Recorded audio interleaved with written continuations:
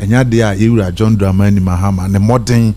ewo galamsey ho enkomodie no ekọ nkan nti onfiri so na ado danko akufo adomra na ado ebaaye no to the extent say or the presidency kra to line say obehwe kwan ye obefa so a obesolve galamsey issue no de amaye na okani nyina bomu a ne na ye say ye behwe say ye besolve galamsey ni nyina yenua yewura John Dramani Mahama ene NDC for ma yete ase say enye enough na omo no wo sononko kwan so a omo betimi afa e de asolve galamsey nti omo kansem ma ne to ganafo tirim ma ganafo ete ase say yewura John Dramani Mahama ne NDC omo superior way a omo betimi aboa me e de asolve galamsey no ade ba ko omo kama ni di ntintimai wo mamu ha pa se ne nanado ye nyina ye betimi aboa ama yetimi a hold on and as yetimi put a hold on galamsey no is for us to call a state of emergency nanado danko akufo adom omo te ase se wode nhihye ye dodo na egukwem nti ono susu se state of emergency no abre na no omo call no enye ne papa mu se ne ye call state of emergency Emma yenua no mo te ase say no, that is the only option as say aka say see betimi dey asolve galamsey and na Ghana for share near NDC for yewura John Dramani Mahama kaye no so and omo dey ato aba e dey ama no so e den na ekoso omo a ukohia omo enei already no they've already make their statement omo make omo position clear say yewura John Dramani Mahama ade a e betimi aboa amia solve galamsey no say call a state of emergency no bapa ya ka say state of emergency no kra asiye ne say ese yeduanu ma NDC fo ama na ye huhu say ese ya ka say state of emergency ya Ghana nyina ene ye say ye na ye solid 6 ana say ma obi akure mpie nkwa bonten ni nyina ne say emra a ewo honom a ye de eye ehwe ma agudie hu nsem koso no ya ato apen ya dane no ekwaye asese ye faso no ye de ebia beka ho a na enye ne kwaye asese ye faso edi tu agudie enti because of that enti no saade no emene ye ni omude abeka ho na enye papa no a omude say ye nsu omude say ye forest no say amene ye tu ho na mo sa a lot of measures are ye de agukwa mu a ye pese ye de solve no ye ntimi solve so when you call a state of emergency e kire say you are putting hold on all form of mining e wo kromu a inti Ghana ha see a call state of emergency obi eni hono mo obekọ room ana obekọ forest ana obekọ nsuo ho kra so okotu mining inti yenya obi a say wo kwa kotuma but when a state call a state of emergency wo be enter bia na it become a treasonable offense because a state no na wo twe na no e dia wo fem inti see yehu wo galamsey site ana yehu wo site bia wo ye illegal mining ana say legal mining what wo mining time kese it is yenyina yenya yemfa ye fidie ngu fem na yemra metenase na yenhwe kwan papa ye befa so a ye beye legal mining send ye beya ebeboa ye nsuo na boa ye for asem ni nyina any state of emergency no na so omo ye omo tu agudie ne papa mu ne de hwe enkoka omo na omo fa kwan boni so mo yes because ye ansane ye be ma licenses a wo de be kwa akoye legal mining no e wo kwan a ye be fa so a ye be kire wa wo be fa so a wo be ye mining na nkasa ba omo a ye ka omo asemu omo afa kwan boni so say yensu no mo say yensase eno yenyina ye nimba bi omo ena ye say yen call state of emergency no na omo nyai because I will call ya me ya China for aye bi omo de omo ye no e shoot and kill it is ye beto wo say to some meters wo nsuo ho na say wo ye galamsey and now wo kwayem na wo ye galamsey it against the supreme law of China enti wo ye chewa ye bebo otu akum almost starting ye no omo kum nipa 337 almost starting no foforo no omo kum nipa 337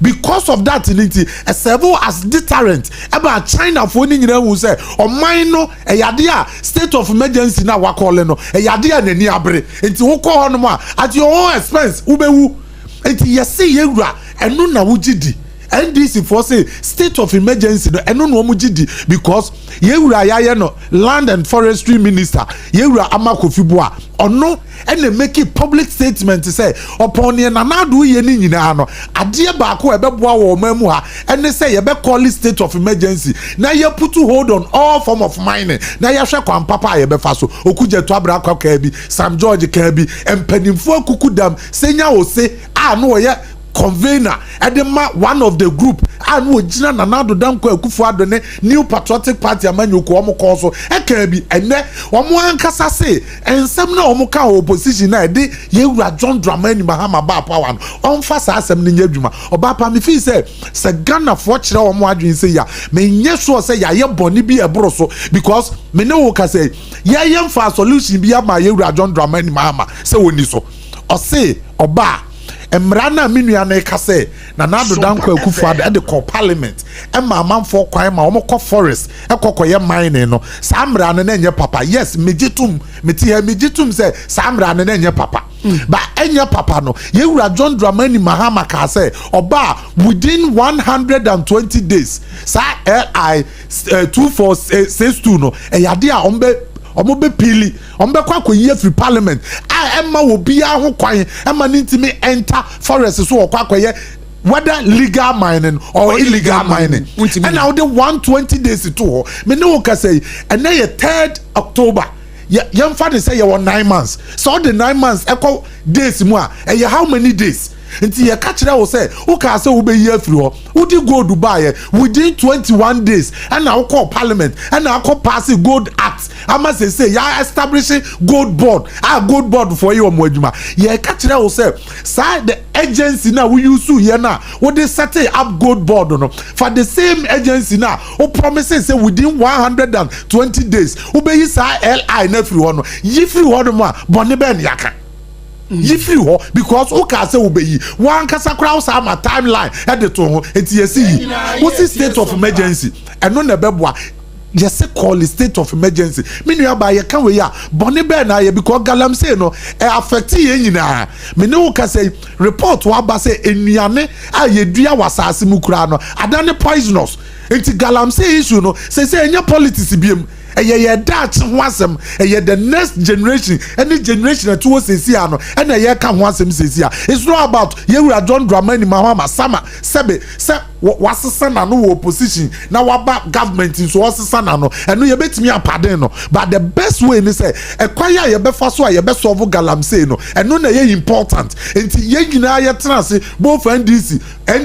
MPP any one ni political party kura no obu nyina ba into conclusion say yes state of emergency no and no na ye the option the solution ye betimi aboa ama say no oba pasa o kase obi nye galamsey for 1 week ya and sase ni nsu a obetimi asay no you have no idea it is a ultimate put to hold and as ultimate call for state of emergency even 1 year na asase no ho adwo ensu no ho adwo a me no kase ye be hu improvement e wo ye water bodies say I started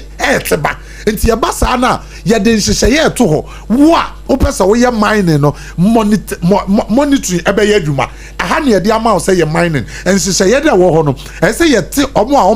ombe supervision ombe kwa supervise wo mo say ekwaya ye ka so wo mo mfa so nye wo mo adwuma no eno na wo mo ya na say ye be ya ye ho beto ye me ncha wo so nti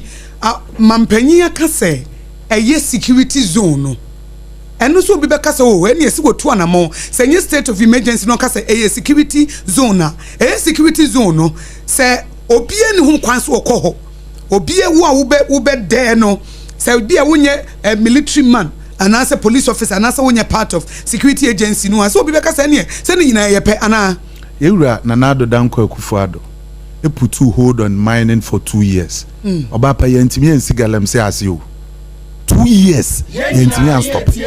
nti ye were fine laws e wo ye constitution num and then hyehyɛ ye papa what say ye pese ye di gu akwam ye papa but enforcement no ye problem it is say na ye say honum e security zone no obapa Ghana military ebetimi ada krom honum wa for the next generation ana eye den ya omuntimi na forest honum forever eye den ya omo ko monitor on beba fie enti say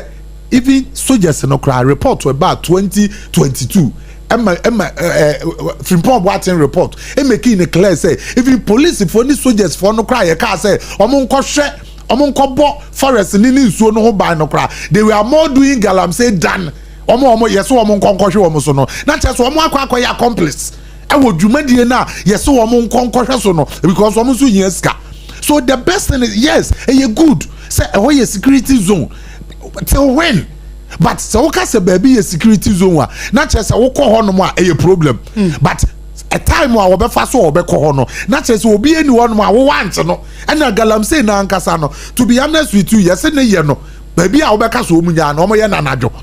nti ekwan be ne be fa so a security zones no ye be ma enforcement aye adwuma ho so the best thing is say obaba FM yes if call state of emergency yensuo ene ya akwaye ena esey ena yen nyina yen so nim say omo ye adwuma no omo ya boamofo because omo say ye daach wo call na say ye jaya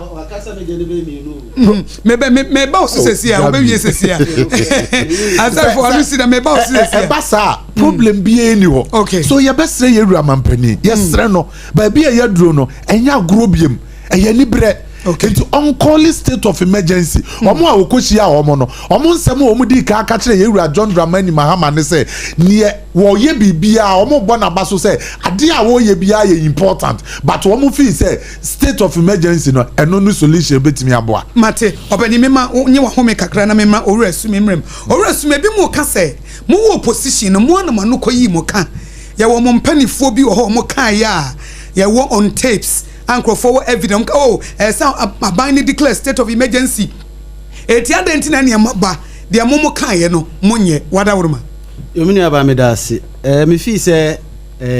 se wutie president no disema. On ka se edum pempensuo bi ye se ho behia se on declare state of emergency a onye. Na me nua be man wa ka se ma me ho adwiri me kakra. O se China for declare state of emergency because of illegal mine ye galamsey no mu kum nipa 335 and NDC for John Dramani Mahama president wa betra si onko declare state of emergency na wonko kum Ghana fongu onko kum atwoma form ye galamsey wa atwoma mponoa e wo enyina hini onko kum mansofo ngu onko kum ye kan say Kenya asifongu onko kum ukọ ye friend say konongo onko kum mijiri se no dabi aba mama make seriousness of the issue o ka sama no ahwe the implication say China for declare state of emergency e ma China for kokum nipa 335 enti ye NDC for yenko declare state of yenko kum Ghana fongu ni ehu se afedie we make say one there we kasa o pa bote na Ghana fonti enti wasema wokae no asichire nyina ne se China for enti si okay senti and declare state of emergency an kum Ghana for angu a o hu se NDC serious si e ko galamse ono na adwon no o de owura su me memo atwas ma me nkofa owura po asumaku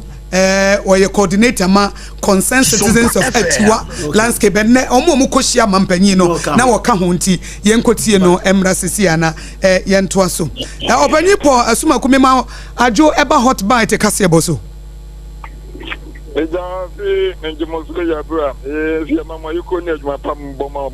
ya da sipi wadawuruma enne enhyiamu amone mampanyi ekohia ye no sai na wo hu nhyiamu no ewo Jubilee House. You bet me I can say the Dicano, Lobo, a man penny in a palm for Abasu. And Akana, Fatwa, or the Con Sagalam say, Cafe, Wayad, but it is not enough. Me pacho, me pacho kasa it is not enough. I will patch say. And I may present a say, Osha and someone Omudigun Katasu, and Infonia of the Channel. And my own will say, a mapao, Galamsey, Huntuma, I'm a young Yama Akosu. Now, Kata, a better dinner. Now, Sompa, focus the Brena, our young forester. And then Nipa Bon for a Tusa, a Mutu, a good year, essay and forest, no, not in shows and forest almost no. Out of 288 forest reserves, 44 of these forest reserves have been destroyed. But I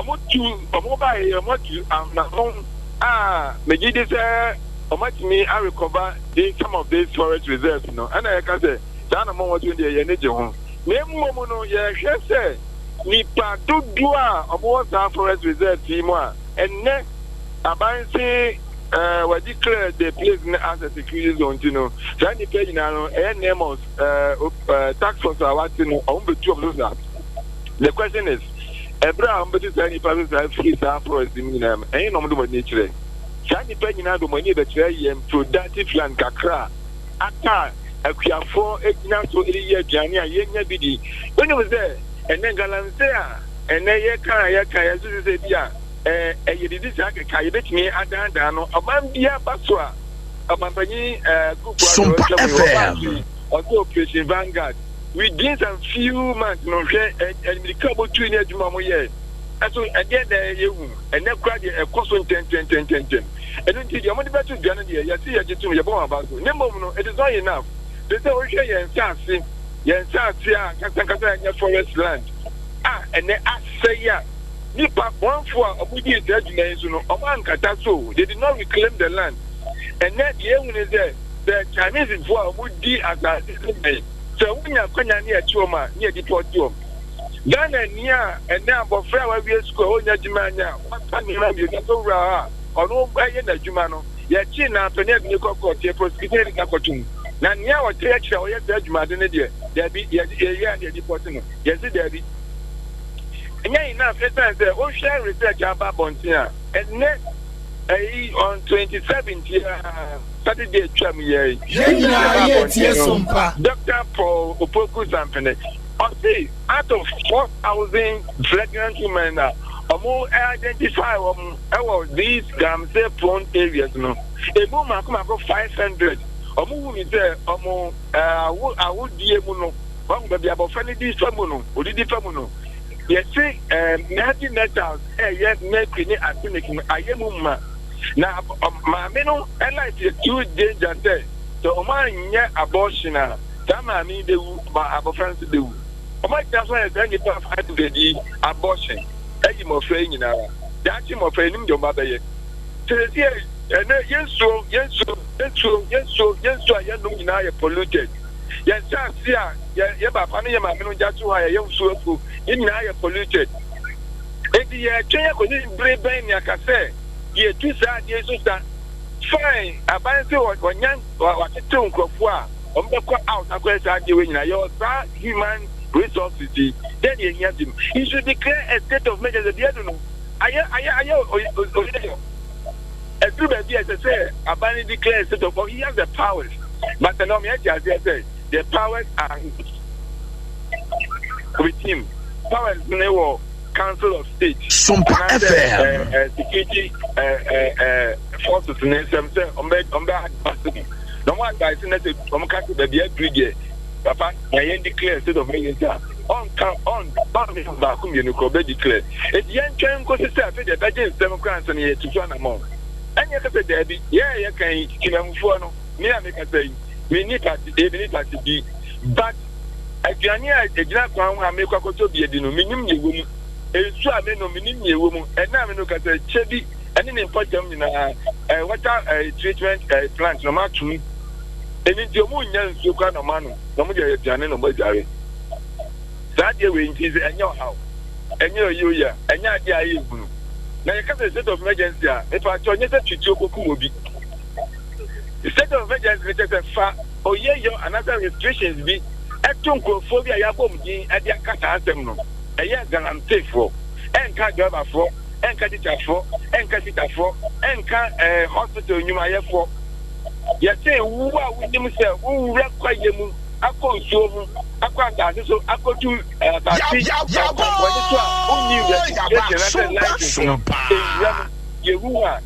declare as a security zone. Where I took a photo, and Mamma, and almost no, you dear part to us there. We be a person or yes, illegal mine, on my register. Now, my dear, I'm the 2 years. I say, out of 100 percent, small scale mining is 52% critical bidwa. Small scale mining. Register. I minimum to go. I can see Ghana only 48%. Now, how much distraction Akosua go for certificate and gold body. My entity bring that you Ghana down Sanet. The money young two Sani and Tranamoya in Chima and a bedroom. Yet, you didn't hear you. You don't condemn trainer, then you down. Abano and a more it is not now because of the situation we are in today. Yo, it will assume could you GDS say, said the Adienesia pro, said the Adienesia say, said the ensu and suya to a pay, said the air fire near Nimu Mercury near Diano. The only way out, and say, Mampenny be declare state of emergency. Meboa. Many are in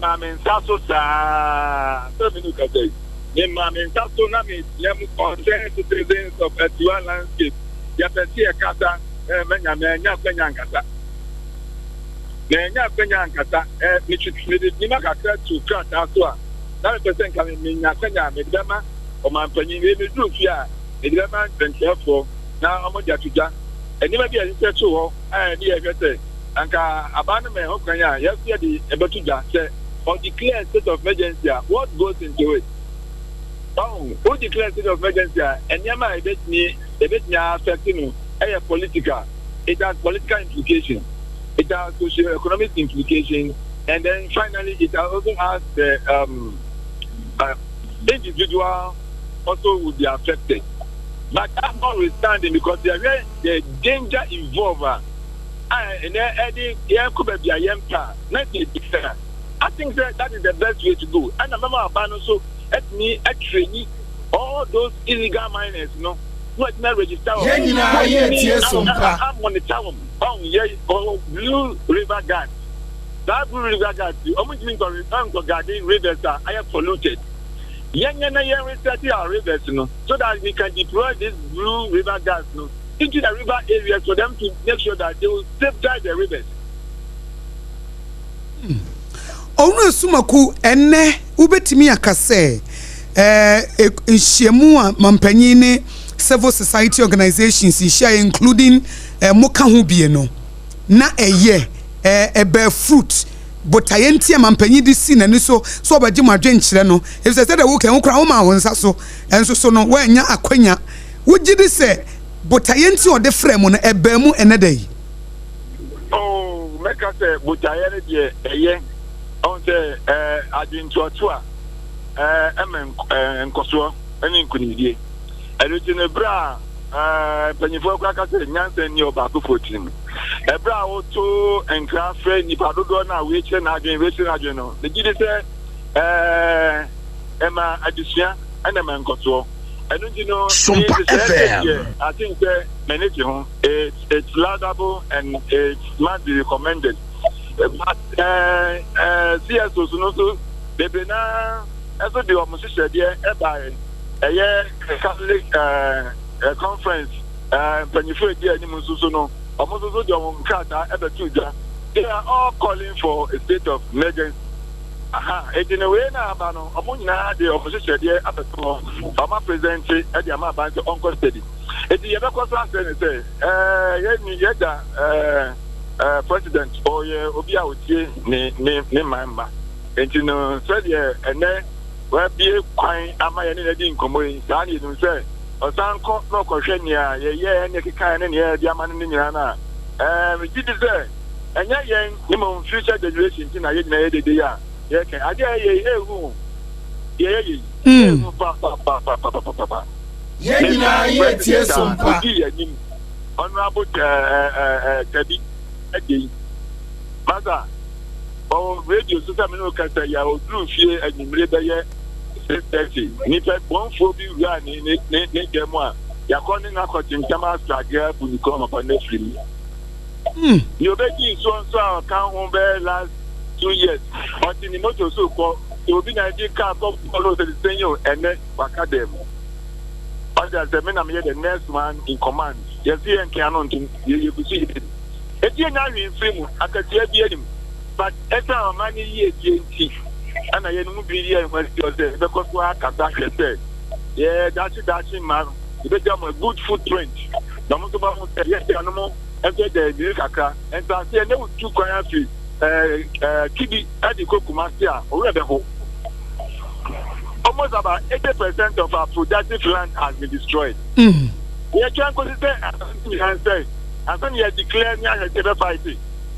Mate, yo. Yes, sir. I know what you are. You know, the air can you know, the cost of slab and say, oh, from Quadrin Jimuna, Unto and among Ebabua, Chilima, the name Pumpa, Chilima. In Chilima, Wadawuma Katana Mutintim Yano, dear Etiwa, concerned citizens of Etiwa landscape, Yano Masumpa, Yansa to Bisona, Yansuya Kenkai Ama, why? With the car, the background. I'm having a problem. Crabs here, Minokate, Mijina Kano, who seems to say, I'm a resident of the I'm an Ababa Kamami. Oh, and yes, I'm coming around Mukoyin Kratan and coming to Kanimaka. Udi Egumo. About it, I don't come in here. Mate Bemena, Medasi P. Etiefo Openiana Yene Kasa ye, Rapo, Sumaku, while your coordinator Edema concerned citizens of Etiwa landscape, no. Now, Memra Ora Gabi assuming so now I want to point to so now only na fei, Openi Benjamin Sarah, so the Nasimi Chato, am I Openi? Say what ye concern Etiwa landscape for, and na Ugu was some pato meteor a buying state of emergency or so more yina. Almost moment to Mampany Catholic Bishops Conference. Omo insisting on state of emergency. Nanso Mampany say one Ghana security agencies literature komo na hu hia or sa authority no obeye na sa abre die kakra no kura waye no ojeri se galamsey fo no obebubu o mapre metiu yo mini aba me da sibium me de pa se owura na one ne kasa no ufri Etiwa. Yeah, maybe go school chibe ho na me level. Ti Atiwa on minim kwa ben side wo nyina minim ho. Na nka na mpese obisa anse emfie sen eno no nkasa was starting the advocacy to fight against illegal man we area ho. Emfie sen ni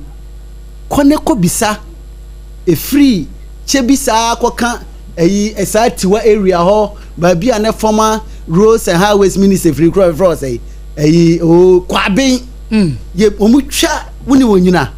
omutwa onyina ba ko nom de ba ko ato nom de akwato a nom de excavator faso ukoko fu wudi omfa ho na nado penso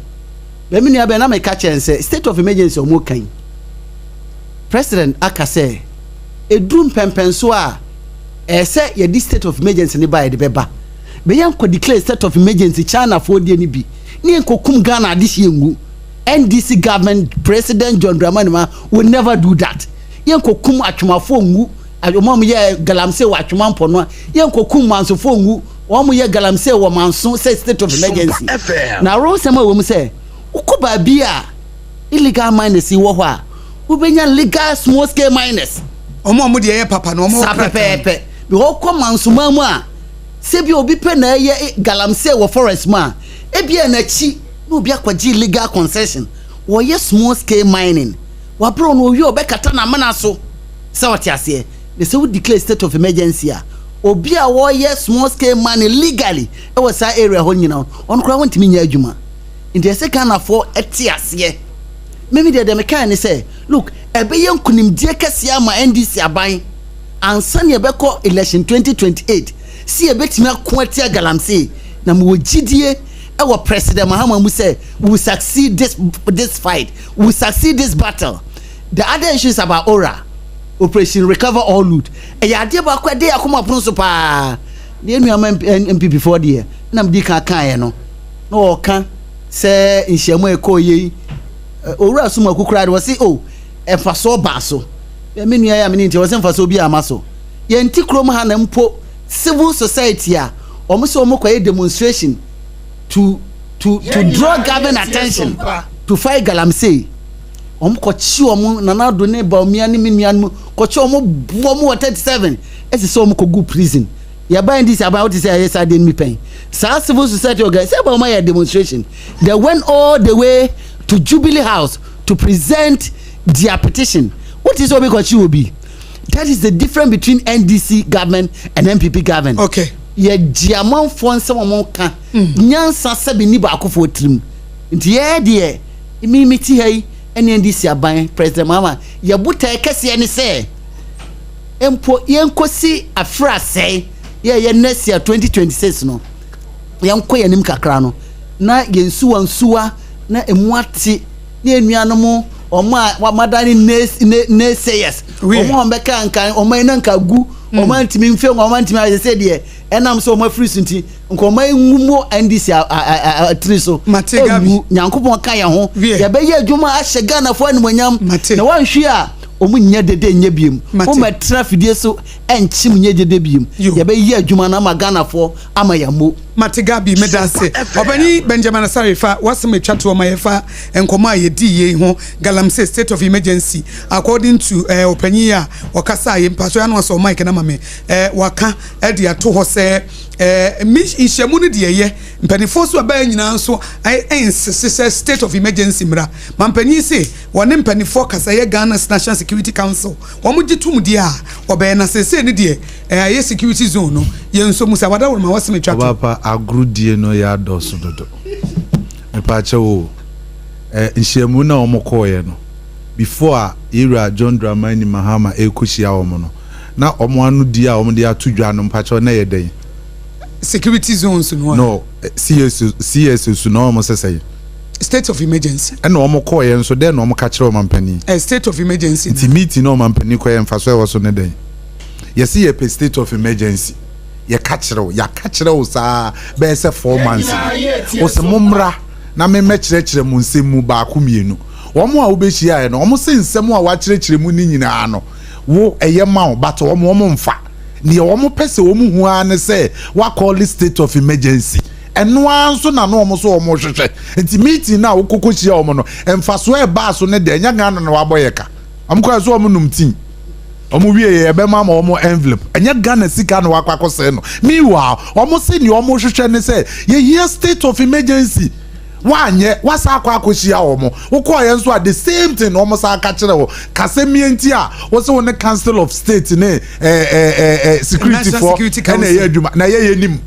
dada nyina ye nim se wo ne wo mo na ye adwuma at the president no you work alone wono nkwa ne nante enye wo ne wo mo na ye adwuma dada chief justice asemba ya wo so ye convener wo tam de kokoma council of state mo ye adwuma ade na asem kesie se yes obapa se president ne se minuate ya na so pese masem na okan no wo de ye politics dia state of emergency no se president no call ye NDC fo ne bewu because omo na ye Galamsey se sa pepepe na kire se mo an call ne na dia na kire se mo pese mo kire ye se mo be koso aye Galamsey no na mo ase ye nsuo na mo ase ye forest because president no we ye the number 1 beneficiary when it comes to Galamsey because we knew about kromo a yes say gold board for nkwana gold bia ye be ye wo mamu ha bia no omo na ese omo to meboa se wo bie ni wonu mo wo Ghana hanom a obetimi ato gold enti se yewu John Dramani Mahama nim se wo the state of emergency ne ba gold board for one na be feed wo with gold wo mu ntimi nto ono akasa nso aka enti yes state of emergency ne de ade a ye hia medase fi etiefo empanifo bienu ameti wo mo nkan yowura Benjamin Asare wo NPP communication member a wodi mutintiman na Gabi Asumin former NDC secretary Edema Dobi Kwabenya abatom peso aso na yeti wo mo nkan hot bite kase bo na wutie fi Sompa 106.5 FM Accra na ye kam se Leicester Ghana Limited omudi ya toothpaste ene ne brush abedwa so na eboa osi eguwo no mu ne wo touch them ma se niema be koyie dia na che se wo hye wo mu yie na wo hye wo mu yie toothpaste ne brush a ye kamfo dia ma wo no eye Leicester Ghana Limited ya toothpaste ene ne brush no eno na wo hia etime mfa bibia ntwetwe wo sekeke de wo de twetwe wo se ebeboa ma wo se anya hoden de wo dodom ema tokro emeda wo sim se ye yes whitening yes toothpaste no say ye whitening ana se bi ye hair bad ye no ana impo say ye total care ne nyina esene tachrema wo mu nkum biem ebi say wo hye wo mu yie Leicester Ghana Limited yes toothpaste ne brush eno a ene yekuram na wo wonim se Sompa obi ba sanyame yadomo a 31st October ye hye wo kaneshi no yes for na de ye kɔ wo mu na ama ye so esi wo mu ntaban so eye Leicester Ghana Limited wo mu de yes toothpaste ene ne brush aba no wo mu na ama ye so a wo mu de ye kwa kosi kaneshi market 31st October 2025 eye Sompa obi ba so no a ye page studio na kosi abonten ne de adwumade nyina de afiri ho no eti kisha ne nso yes toothpaste ne brush ne nso ye becha bi eti kisha ne nso sa won so bre no so a wo be ba be kan ho na ne ma be koyie yes toothpaste ene ne brush eno ene ye abusuan chemfa obia enya ne de Medimafo Herbal Center Dr. Tamu Dasunie Medimafo Herbal Center Dr. Tamu Dasunie wasi mubuo yare sisi yare wukotodwe diabetes prostate issues hypertension kidney failure infertility in men and women yare aye krankro typhoid malaria ne wo hia bia Medimafo Herbal Center Dr. Tamu Dasu de yare no wo de Tamu beto so no watu ne sebanche eti adenti na wo tena ho ama yare age wo fa ho di aboso wo bra Medimafo Herbal Center wo ho Medimafo Herbal Center ni o yare bejani o Medimafo Herbal Center ni o poko ase mayira Maira na ojina mu ankasa 80 friend was 0244 774282 0244 774282 and 05007272115 05007272115 na wodem na ye homeso ye ba ye de dia kanyina ebeto aso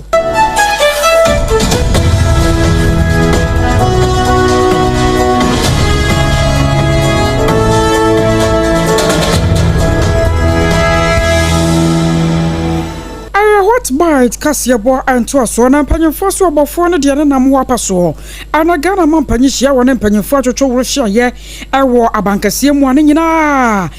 a far a fumagudia ya a number of Akosua. And I'm so I say yen so near quite brituno. A monk on Mabona, Yaguswada ya ye. Na Ghana man penny bra one monk share no. Na and some Sandro Duano no quaquajana say. Dear Francis state of emergency no man penny in the clubby. Sanya Bayer bet me a boa man ye yen so near Bretu no yatumi abon by pa na nipa bonfo betie simwo no asrafo dom atumi ne nadi anam so ama Ghana man panyin akyeremu se na ewu hwemu a wo se nkomo de wabododo no a na wone National Security Council for kwampo hia ama won ma kyeremu se bre ne nyanrin se Ghana ye declare state of emergency awo yensu wansu a na yakwa bretu no eso wo se we ne nyina no wom anamotu oguso wom guso a yenhyehyeye na wo se pa se nei ebre na dru se ye declare state of emergency de Adawuruma Enyadia Edrisa.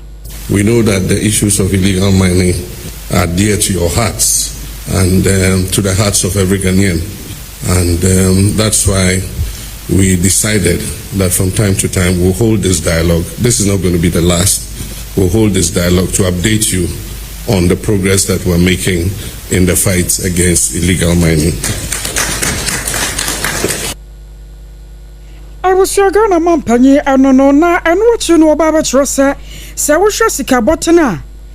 You bought me at your Urasa Galam say Remu Sopa, Yasam get to Amagana, Yesika, Sikaka say, but me at your cornam sunti will be an from be and from way, not a corner into Missiano Quine. I want to assure you that we are determined to win this fight. And your contributions, your criticisms, your pressure, we don't have any problem with that. And so lessons learned were that in the next wave, with the formation of NIMOS, that we must deploy the military on a sustained basis rather than when we make some wins, we withdraw them. But it comes with a cost, because if you send troops and station them permanently to guard the forest reserves, we must feed them, we must provide them with fuel, we must give them vehicles and all the logistics they need to be able to do that. And so that links up with Franklin's question about budget. We need a substantially bigger budget than we have currently to be able to win this war. Happily, budget hearings have started. The budget for next year is going to be presented to Parliament, and my expectation is that the Minister of Finance will give a much bigger allocation to this fight against Galamsey. Na and what you know and Ghana Swafwa Warrior Sassan and your mother Mankumadia Dumia Yira Emmanuel Ama Kofibua and Sodna no a 2 much rose a corner sunny or man for Pinuaka in the clear state of emergency near Diano was in Yakubia and a Sabio a year 2 and a time a condemn Sagana for Nina Bajana Kuma Pemuno na Yaria Tazose Yabesiano Quine here. Stakeholder education and engagement, because ultimately this fight will not be won by guns. It will be won by the heart and soul of every Ghanaian. I was saying the attorney carriers so for your sure and Sassan and your mother Mankumadia Dumia so Yira Emmanuel Amakufibua. Na wasanko mokronwano ena managing director Edema Ghana Water Company Limited Yira Adam Mutawakilu wanoso dia tuja no watch say sani enipa bi ka ye declare state of emergency no enya no ne kwan no na watch say se declare state of emergency na problem na solve ana e wo say ye konkyerɛkyerɛ emo amanfo ne te ne enti a ye di nkomo yi ase ansa na se de mampani kan no eduru ho na se be declare state of emergency a ye declare Yera Adam Mutawakilu ne nsɛmnie. Question is that will state of emergency solve the problem? Me, I don't think so. No. Government has deployed so much action and continue to explore. But state of emergency shouldn't affect the communities within which the mining takes place. Businesses will come down, a lot of things will be crashed, and they need to survive as well. You get my point? So for me, it's not about state of emergency. It's the commitment the government, His Excellency John Dramani Mahama is showing, and with his appointees to fighting it. That is the most critical. State of emergency will not be the solution to it. No. Managing Director Edema Ghana Water Company Limited Yera Adam Mutawakilu one kasai na senhye munosia na Catholic Bishops Conference wo muso dia de sedia to mampani His Excellency John Dramani Mahama enim say ye fra bi decisive leadership wotimi sit na yese opanyini na wo hye galamse wo kon ya ye kun ya ye obi ye hia panyi ode ne nan besi fom na wa ye tintintirinti na watimi akosa wo kon kase no ebre o mampani His Excellency John Dramani Mahama any civil society organizations ewo Jubilee House no na Catholic Bishops Conference ayan sofo mpanifo o mo wuro ma yasafo mu wo mo so do ma no to mu say His Excellency yes wada wurumo ma musuo na de ehia state of emergency no esese eba ye wo mpanifo titru ne mpanifo mu gina mo na so galamse yi wo mu di wo mu tie wura mu bie sa nkrofo ni nyina yi wo mu pie sa anso na nanom ahemfo bedwa no eni kwaso ebo obi aho ban sa wo ye wo hene so ye hwan sa wo sai wo man ne de esese emra eni udi na nyonyo. In the name of God and on behalf of the good people of Ghana who voted for you, we urge you, Your Excellency, provide the following: visible prosecution of kingpins, including those named in official reports, the establishment of promised fast-track courts, measurable performance indicators for local authorities and security services, protection for communities and traditional leaders who resist galamsey, alongside accountability for those complicit.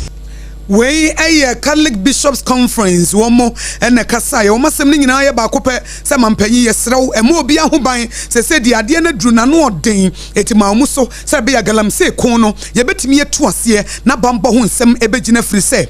ba bia kwa akodru aye ma pemfo se nsu obi nom na makuri wo mu ye nuane eseye no ebran so said the decisive leadership na ye adwuma na wusi gyan ya wonhye bonkum na se wonhye nifa na no betimi aboa ama Ghana afa ne ntoma pa efra Abai lawyer panyi Dr. Dominic Ayeni ene wasanhye modie kroya se na panyi pa no ewase ye okasa ye na eno watch rasa ne front say LI 2501 no encha korani omu kokuru na wo de akwakopie mu ewo mrahye dwafie na atumi aboa se ne be ya LI 2462 ye makwan mani pa binum kotu gala ewo man ye kwa ebretu awodo mu no yatumi ye firi wakora na Ghana yasum atweye wase nyame ya domu a October bosunda to so dunan se koba semrahye dwafo wo mo sanso ahya asetena se pe wo mo de bekọ na wo de akwakọ 20 achekura na fo ma akoma kwaduonu baako abahase na ayadwuma.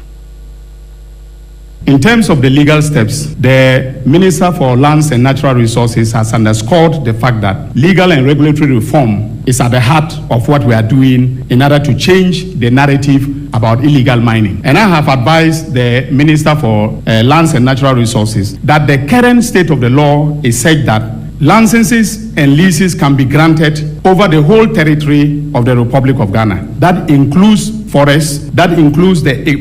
territorial waters and the exclusive economic zone. So the first thing to do is for us to streamline the Minerals and Mining Act. And for instance, in respect of mining in forest reserves, we will put a provision in the statute, in the bill, when enacted, that will prohibit mining in forest reserves completely. Na anwachi no baba trust Asante Mantamo Titina ni Yera Bernard and Chibosia Kon Yadon Wabonmane, such a Mawuntumi, Wachinamu, our MPP Manokoni Dimuno. One in the Panumbia, one more can one Yasabia or Massam, a fan of Magudia, one to an number, Quanso, no Gama Bayajim was debida. Na Abano Aya, Johnny Necurano, one more creature of one Samina, the stamp was sure. Wakoma Yera Chama won't me be Tinyamia to more bind her anymore, say a Joada ye dear Nui, Yera Baba Piamona Fe, baby, a Marana Danwankasa. In 2002, the police conducted very diligent investigation in respect of Akonta mining, but the docket was hidden until we came to power. In fact, when we came to power and I started the investigation with the Lands and Natural Resources Minister and the Forestry Commission, we were finding it difficult to get information. Subsequently, the police themselves owned up and presented the docket to my office 2 months ago. So as we speak, the charges against Chairman Wuntumi, Akonta Mining, and 5 others have been signed as I speak. Currently, we are waiting for him to be read his right to remain silent, etc. You know, before we've asked that he should be brought from, Kumasi. His lawyers asked that he should be brought on Tuesday, but I'm insisting that he should be here on Monday. If he doesn't come on Monday, I'm going to order for his arrest so that he'll be brought to Accra. His rights will be read to him, and then we can start the prosecution. I was your lieutenant carrier by lawyer Penny Dr. Dominic Ayeni. Wagalamse nkomo no yenyaye dwumadie bi akoso ewo Natford University ewo Nkranheya dwumadie no Center for African Studies Leadership and Research na enomo na Deputy Presidential Spokesperson Mame Shamima Muslim wono so kopie dwumadie na sib no chese no kore enkomo asese eda obi bia no ewo Ghana ha sei no galamse kwan e befa so ebetu ase na Ghana mampani His Excellency John Dramani Mahama nyade a santokwa no ojai kokora Mame Shamima say and she say papa ya mampani di gu akwan mu no enu betimi aboa amagalamse no yetu ase krakra. And President John Dramani Mahama is completely committed to fighting this menace with your cooperation and has declared it a matter of national security. Therefore, the President has used the instrument of NIMOS, which is the National Anti-Illegal Mining Operations Secretariat, a multi-agency task force that has moved beyond rhetoric into action, seizing excavators, dismantling illegal mining sites, shutting down Galamsey operations in protected areas, and restoring degraded lands. Eni ayeti ye Mame Shamima Muslim Deputy Presidential Spokesperson ena wakasa ye na we ye pe ena Pro Chancellor ewo Natford University Mr. Apani Kwame na Esel wono so gina simpie ni apaso no wakasa no wachese no kure galamse no de etete wo mine pa. But we are growing, and so it's an appeal to the right direction. Not until Nanamom you come in, not until the priest you come in. We cannot fight it. This battle cannot be fought by machine guns and weapons. This ought to be fought by our moral weapon, our morality. The godly mindset in us is the best weapon to fight it. Pro Chancellor ewo Natford University ewo Nkranheya opani Kwame na Esel ena yetene kan sama ne boyi yamane boni na oponchicheku ena de somye Young toothpaste and a brush hot bite kasia bona wutie free Sompa 106.5 FM Accra. Now Deputy Ranking Member of Parliament our Energy Committee ho Honorable Collins Adumako Mensan so galamse ho nkomo wode nanu atomu bi na wochem se ba bia duru ne efra bibi national threat and national security issue na ya ho de ne no so haye yankasa aya nhwe yen sunsanso ebenya wo yeso no o man Ghana ye nusu ebebriye wasesa wo hwe Voter Review Authority VR4 a wo mo ye adwuma na no kro mo bo kokose galamse fo ade na wo mo ye ne bedrum rebi no akosombo kane a ehyiren da bia no entimi nhyiren galamse fo ya ensuo ya na edidi dwuma na wo mo de nnuro egum eti ebetimi aba na aba be ha wo mo adwene eti wo mo kasa eyo haw kese a impo Electricity Company of Ghana ECG4 wo mo de Greek fo humamu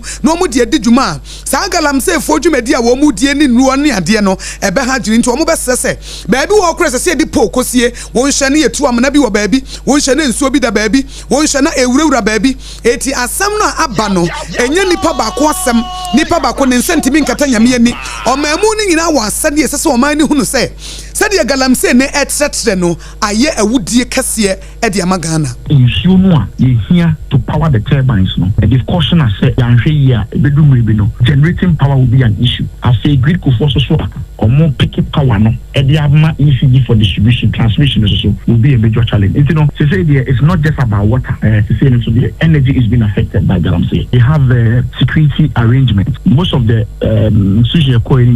operational areas unfortunately the galamsey is no even the share number any no and that is where the challenge is. For grid ko say pylons na even in a bush it's a grid ko lines ni fit in the Kudu North. So you can imagine the length of the wires. You know, wires no kwa ni si pylon back. Bush they've made their own arrangements, but unfortunately, you know, it's not enough. The best way they say abain the normal boa amagalamsey na bafom. Enna eda ho no it is say ECG fonso bebre Greeko for bebre free say wo mo hu man cables no baby enam no wo bi a onu otu galamsey no won fa ho and one is what didn't you make to say ya no and deputy ranking member of parliament energy committee honorable Collins Adomako Mensa abasaye mashebejani wa Fija North Kwabre constituency edia to just say e bra so se e nansi fom fi say wo mo nko antimi nya gisa aban bam ansa na galamsey no yetimi abubu na pre na ankane ho nsem ye ana Ghana Great Company Limited Gridco wo mo ade abato dwa atrose frnyame yadom a na wotwe awie yade krokosiata wo mba ba hyase ayensiesie pa inti lines ni bi won mo ebekọ off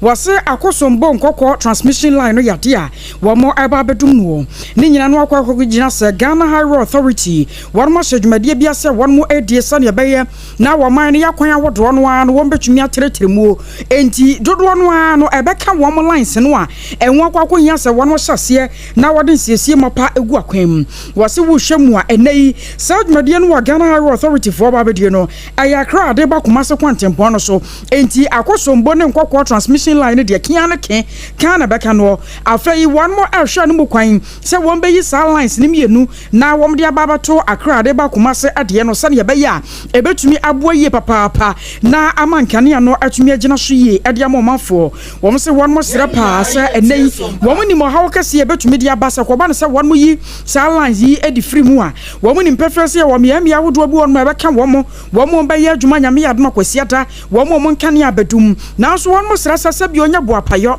na emom sane ye be ya woman no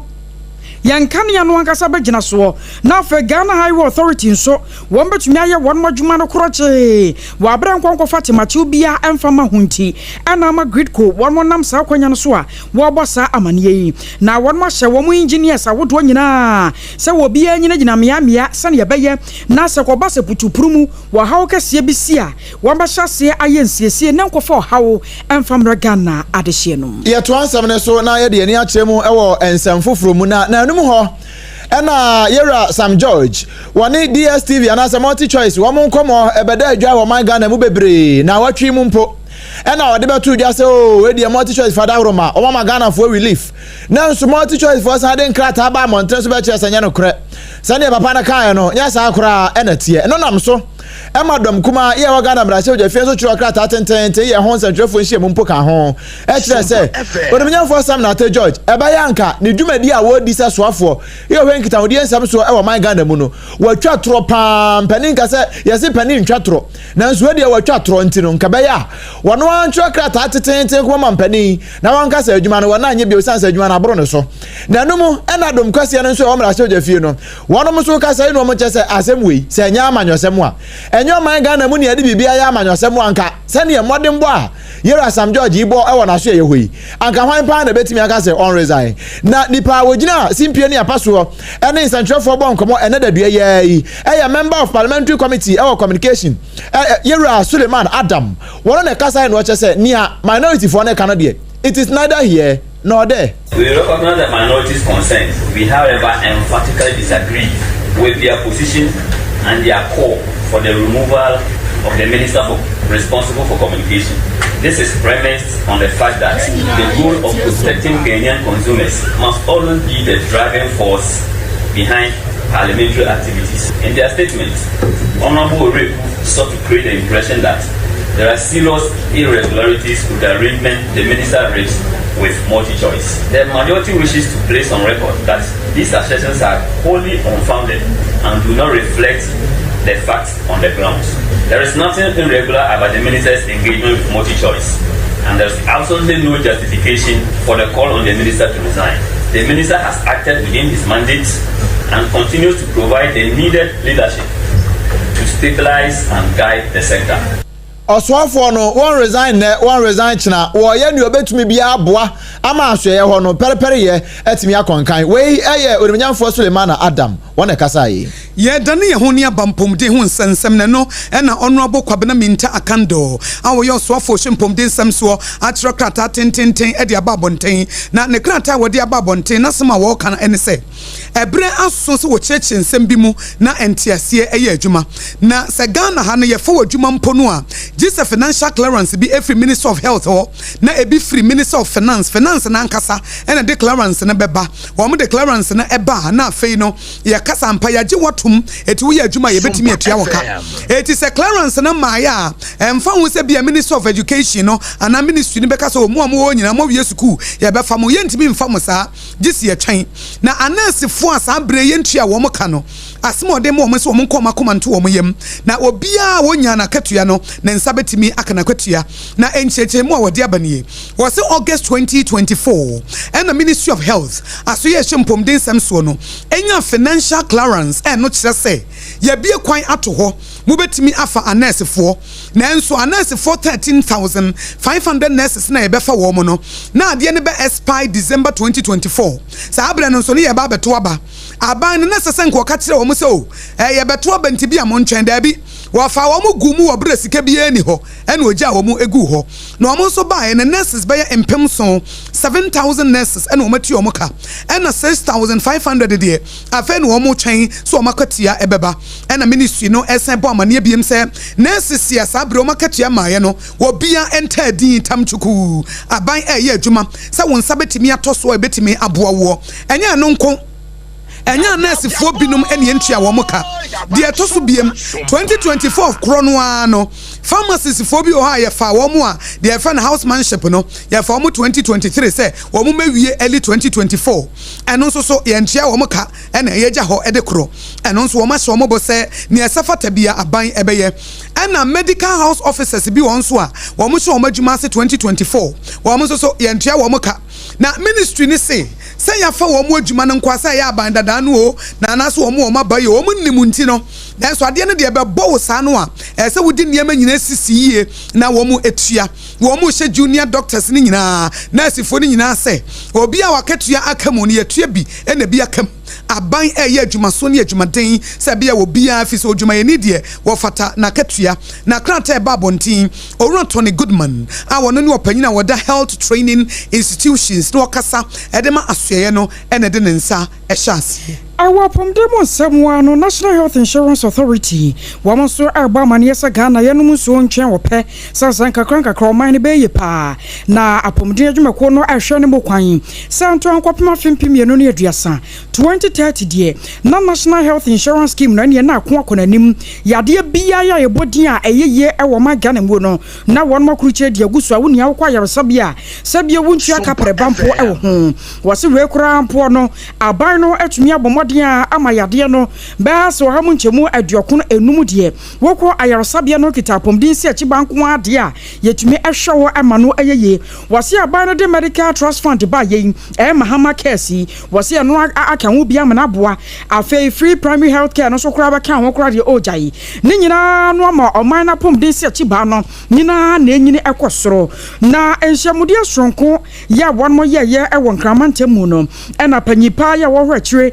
Chief Executive Officer Adiama National Health Insurance Authority, Dr. Victor Bampo, what is Semi Eto Ejasi. Having the stakeholder engagement so that we can share with them the new initiatives that this government is bringing for the free primary health care, the Mahama cares, to see how best we can work together to ensure universal health coverage, which is actually, universal health coverage means that every Ghanaian everywhere can actually access health care without financial hardship. And by 2030, we want to ensure that we have universal health coverage across Ghana. The government is thinking about end-to-end health coverage. So if you look at starting off with the NHI as it exists now, we nominally take care of 95% of all disease conditions. So there's the Mahama cares, then the regular NHI, and then there's also going to be the introduction of the free primary health care, which is looking at diagnosing some of these diseases quicker, screening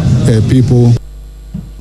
Na enwetri no ana acting director the ma private health insurance industry Dr. William Obrempong and so Adbato so atrose nei takos no bia anso ewa sudie ye wasa wo nyina ye bi adeboasa ne be ya apondin search ba ne ho de obo no eno so bekwa atri. There is a growing menace of some telecommunication companies partnering certain insurance companies to deliver some form of insurance that also includes health insurance. These products that are being rolled out by these communication networks are not known to the National Health Insurance Authority. So the authority is sounding a strong caution to companies that are in partnership with these telecommunication companies that they must desist from entering into or offering products that has any component or semblance of health insurance. Dr. William Obrempong&Agyeiwaa, area acting director at the private health insurance industry. Nene Anikuchi. Na asinso ayem chichiwere circuit court na kwa asetena. No amuko ye no. Na pie mpani a wote adwamu His Honor Emmanuel Amoyate. Anu amode abrante bi a ye frano Frank Owusu. Dodo na frano Lifer. Wanya mfihia no aduonu ensia oyekuani akwada akora. Wadane ba no musan se oh na we dia akwada we die ne bone ne se na se hwe wakwa akobo kro no nso a enya kro no sa keke wasan twituo de asi onipa akobo no kro no ne so aka chense si wonim no me oye hwe wo beku no ene wodwane ye na akobo kro no e wa sempra so obi a wato pan no wato bread ene wako ne fie ede tuo kosi ne so tuo nso kra tutie ne bi no a tonfo ansa no de ne bi no a yensi ho no eno bia ene wade kosi ne so waji ne sika 3400 Ghana cedis kan sika 34 million ene waje ye wo wie ye ene otwe bremnya woto nkruma gu ne nase ene pabam wade dwane ye na odwane ko ye na chi no asem na nkasa mu no esi ye match mu ho ba bi kura ena asem ni si ye nanso na prosifo hwe na chi akwanya wo mu hu no ebusumi ye twa mu ye September ye mu ena prosifo nya hint se wabete ho ba bi enom ko wode anom ko chi nom chi no ena waka no krasa no kure ade ende wakwa akoye na emu mo fanche na mso no kure na ye wonde che na piempani Emmanuel Amoyate wotena asidin no ena waso se waje atum na wanse kwat ne brentu ahu ne mobo na emu se ne ebe nse na ho ede ama won mo nso a ekita tuo kwakro no bo ewo my Ghana mu ntino wo che ne mfinhia no aduasa wanyinka ne mfie ho na so afirimu finu oba aya won fatuo emfa nkokro no bo bio Kasiebo wuti efi Sompa 106.5 FM Accra. Time heba Michelle drone ye drone ye kamfo edema wo ebra Malaria edi wunya. Eti obi a Malaria ji ne pedua boso, obi a honam taye wo ya, obi a woda sori bia sa woni abayifo na ekọ park so kọ ball. Eno mu di uti to ho, eno mu ball no blow so a mu ye no mu tu wonsa. Ena afa asa cricket ball no mu de kọ no mu de ba. Ete se ye du won gross antiare ye chi a, wodi pedua na sa ya buru fri uti besi wonase. Edro na we here no time heba mission to be crowd make come from our senke be ya wo ba benum no na nka wo be da num ansa na wada eti wonum ansa na wada de ne he anopa no sore woni padua na chen bo papo wo gina wona so se ya na wo bo adwuma ena time HH mixture and capsules ne de obi a wo dwonso a wo bre immune system aye mre se wo pa hoden wo pese wo bo adwuma wo mpamu a eno nso ye time HH mixture Fred Dr. Tafrija a wo de time heba mixture ena time HH mixture ba dwaso am ye mpom dina koya sesei be ma wo dwonso a wo bre oba wo dwonso wo bre ni nyina akọ enam time HH mixture and capsules no 0244-417-669 0244-417-669 se wotie so mpaka se ebo a me kan wo se numre aduane be na wo ye eya benkwan ana se nkatenkwan ana se bia nkontomre stew bi ena wo ye anase bia jollof bi nti wa hyase a tomato no so ho wakeka sie ni de pepper no ani green ni nyina wodi afrafra na enie mebema wo spices bi ye friend no onga mama's helping hand na wo de onga eye aduane a onga classic na eye mi favorite ena na no mehu se wo de onga 3 mix no aba na onga 3 mix na no ye ginger garlic ena onion ye de afra obi ti se me ye aduane a me pe jene bebre me pa kakadro bebre eti wo ye obi a wo mpa kakadro wo ntimi ni me nkwan na me nsaka onga 3 mix no amana ye easy enya afei na nkontomre no me pese me ye no me betwitwa jene bebre ene ginger bebre me fa kakra bi na me de onga 3 mix ne wono na no no ena onga stew no a wo be ya ma wotimi dia ye jollof no nsusu dem ena onga chicken no so ho eti chicken pa no wa spicy ni ye na wo de onga chicken na wo de ya wono anase bia onga classic no wo ye nkontomre stew ho wifi na wo de season kama no na no chese eno no we eye promasido ena de aba ema nyina ye titu ye pe aduane no a ene mema mo pe aduane no no mo nyina mo nim se wonya onga beef tablet ni bi na wo de ye abenkwan a wo de nantwinam ena ye a wotim se ampa wedi ekoyi ankasa haji a wo ne waache no stew no shito no de ode ye no eye onga shrimp papa bi enti onga mama's helping hand eno Food and Drugs Authority agiatum na wutie so mpaka se boyina yɛden ka bo we nso ma wo se Ghana Health Service wo mo ne wo partners de abeto sompa kase ebo so se yɛmfa nto wo manfo nyina ani mabata ne ahwefo ene community leaders se yɛpɛsɛ yɛ mama ne yɛbɔ mo ho ban etia cervical cancer na cervical cancer no yɛpɛsɛ yɛbotie nti HPV vaccination ye ne nationwide Ghana ha ba bia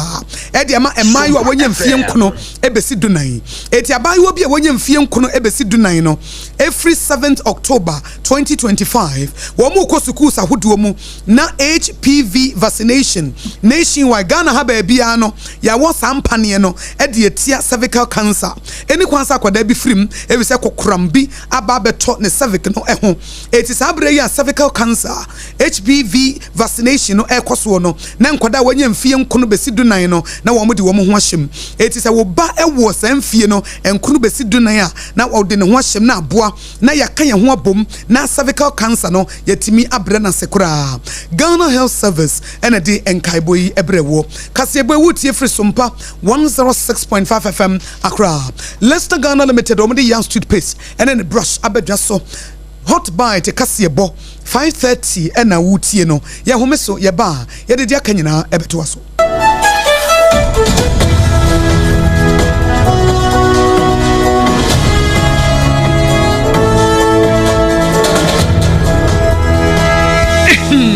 medo edra no pa wutimi to wo boase etwitwi wusi o ado na so ni se me de yas toothpaste and the brush and the twitwi mesima menya homka senti na ye bokoi na me de me all time favorite yas herbal toothpaste and the brush aboa me amasesei menum nso a enwunu anasa de ehia me semfimfem me biem na wo hwese me se ayefita asesrecha homa na et brightens yas whitening toothpaste and then the brush and then me do shimisi enti na wo se efe na yas total care gel toothpaste and then the brush ne de ebo wo se ho ban demu ne nyina ema wonum ye sham oh yes enu kretrodo yas herbal yas whitening and yas total care gel toothpaste and then the brush abusuan chamfa se wo pedudu tu e won kran ha for Leicester Ghana Limited and was 050-161-9588 Leicester Ghana Limited and the yas toothpaste mo ahodo and the brush abadwa so abeboy midimafo pokwase maira Accra midimafo pokwase maira Accra midimafo herbal clinic aba Accra ani o wontie passengers egumi kai mu yi ehwa na dodo na ekro eni sa Accra ne potem yedemu ani yedemu ampa de se de adutwam Atlantic International University America memu abo Dr. Adujamfi babaso honorary degree as a professor in biology in herbal medicine it is said here ayaresa no aye more oh misi minim wife ye kopa wo wanye ye 1 cedi nyinse ne beto mu ansa ne yetues ka no nso mi connection na encheda nkoyie na esakakra ti say wa page mu amahodiam bam connection ne mu de wai abo wo de ba de kra wo ba do kra wo de ba do kra ye ka stroke nso de wo fa no small Kese Agidi wa wu ani de asie no. Yare bia etatia e wo Dr. Tamda so ani so. Diabetes, hepatitis B, prostate, hypertension, malaria. Yare bia. Kumasi say owo agogo opposite government school no. Ena nkrahan so obepiem e wo Pokuase Mayira kwan no so. Free doctor 0244 774 282. Number 0500 727215. Me Dimbafu Herbal Clinic. Wudima for ne hwa. Minsano wafo.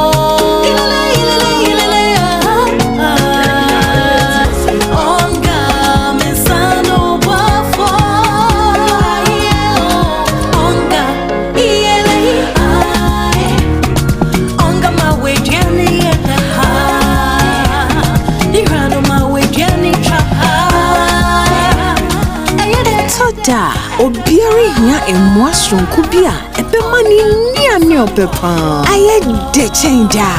onga mama sano boafo FDA agi edwedie yin krato ya so sano boafo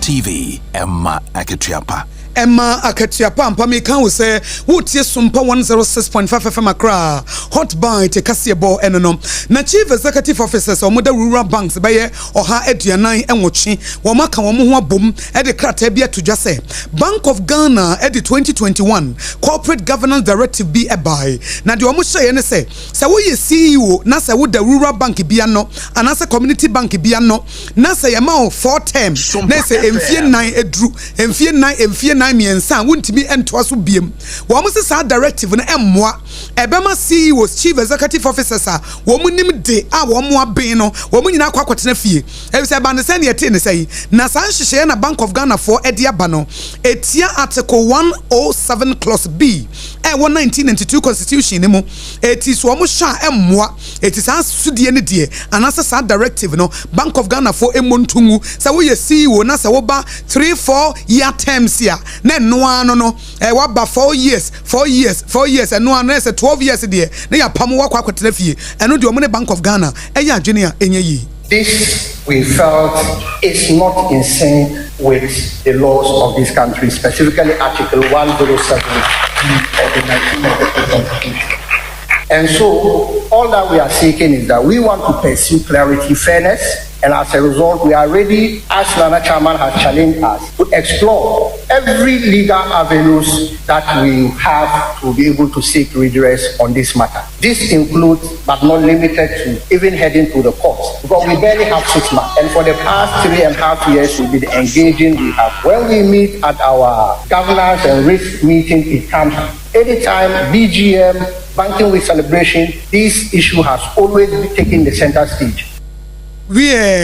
empanifo wo da 148 rural and a community banks ahodo no wo mo na kasa yes Bank of Ghana directive no de emmoa wo munya wo mo na CEOs bebre enya adwuma na ye ba mo nyosem kakra lawyer Kobi Amoa a wo ye private legal practitioner mranim ni a wo ka Honorable Kennedy Japan na nkrofo no ho de atodwa se Kobi job video bi ene na mabontene a wo ba hu se Honorable Kennedy Japan gina mu a as wo kasa na ne kasa no asa didie bi wodi His Excellency Nana Dankwa Akufo-Addo atem no sa video no yenyina ye montungu na asa de nipa bi e ka te se de wanfa ni die ama no wodidi natem ene ade na no na Sompa kasebo ye ne lawyer Kobi Amoa awoye 8 owura Kennedy Japan e twehwe nkomo no obo amane se emrahye bejani dada yi nipa bebre pese omugu ne ho fi na nam sa video no abanenti nemom woni di His Excellency Nana Dankwa Akufo-Addo woni di natem Kennedy and Pontina baby and Casa Papa no soon suma. Let me trim. Oh yeah, on say Honorable Kennedy no. Say no who ever done there no. His new cells. Into Obia pursue mischief for Honorable Kennedy ni mischief. Now or trust him. There was a timer contracted go Kumasi for job under MPP. Ona is contract ke say Washington region na onyai. O share road contract na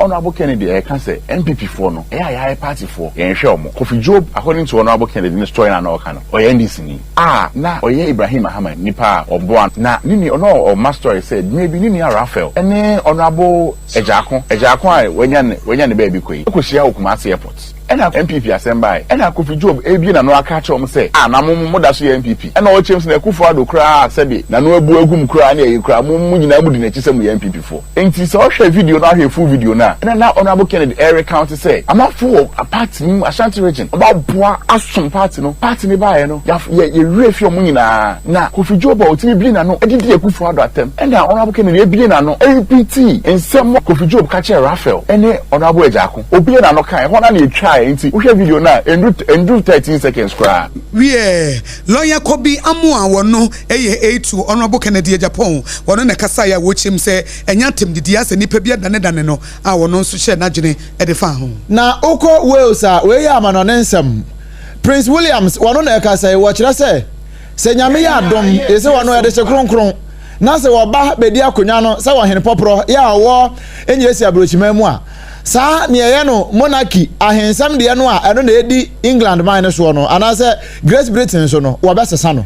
ni nyina ye nkobobo bi ana wo bo eno wa kyese oh nyese bi a wo betwam kura sa o na emom ensakraye de eye pansa nsem pani kura ka e wa kanfo bebo agumanum se sebe mpredu asa kwasea eno wansesa na adwen na emom sebe on peso obaya kwasea nti na ahwe ya obesa na adwen na emom wo baya ne kwan paso a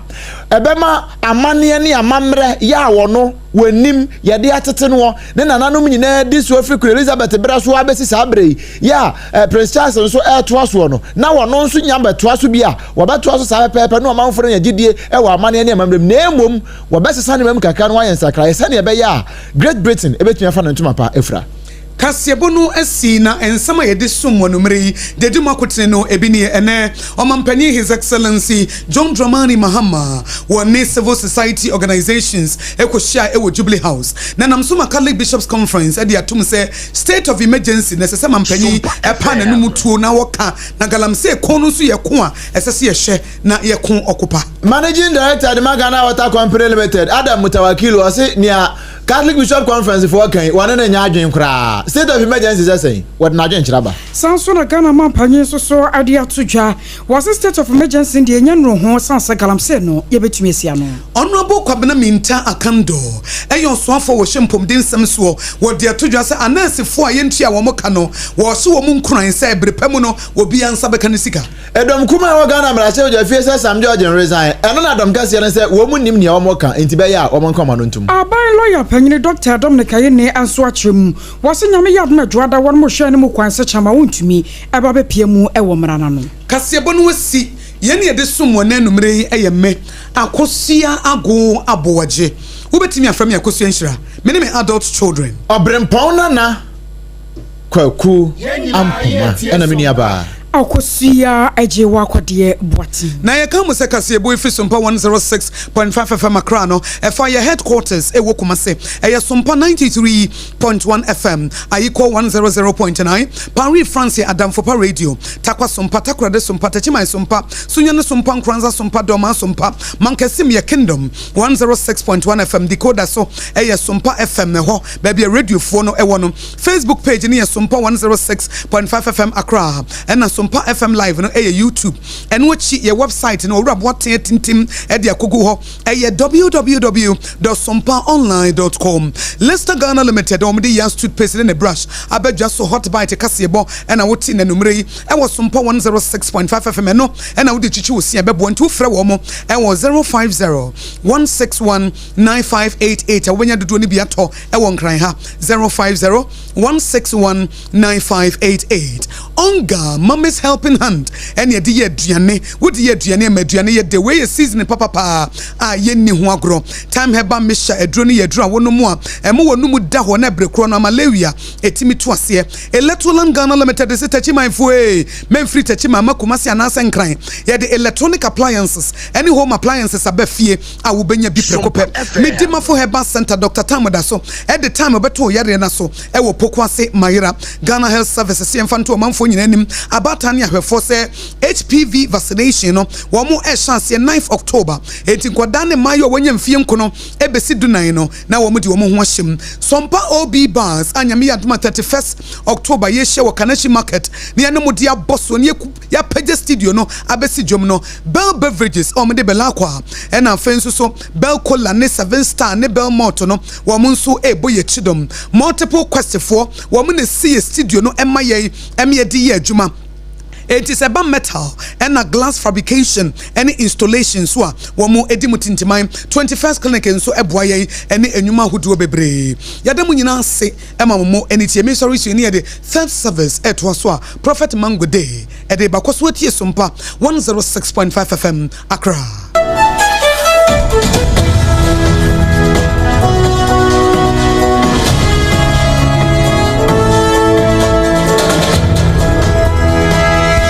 Mama ka bibi ka kan fa makoma mu hne ho nkyerɛ wo. Ɔbɔ me ne mabusua ho ban. Me de no hwɛ me busua. Fi awon to aso so awon to aso so. Hwɛ, mama nka kyerɛ wo. Me de mama sire da ne da. Me de no kyerɛ papa. De tiri kosa be bia ye obi wo ho. Aba, emeya hyase bio. Enti mu wuranom na mo kan fo mo sa no. Oh, Debbie, Pepsodent 200 grams for no ho asɛm na yɛ ka yo. Ɛyɛ kokoko. Pepsodent kokoko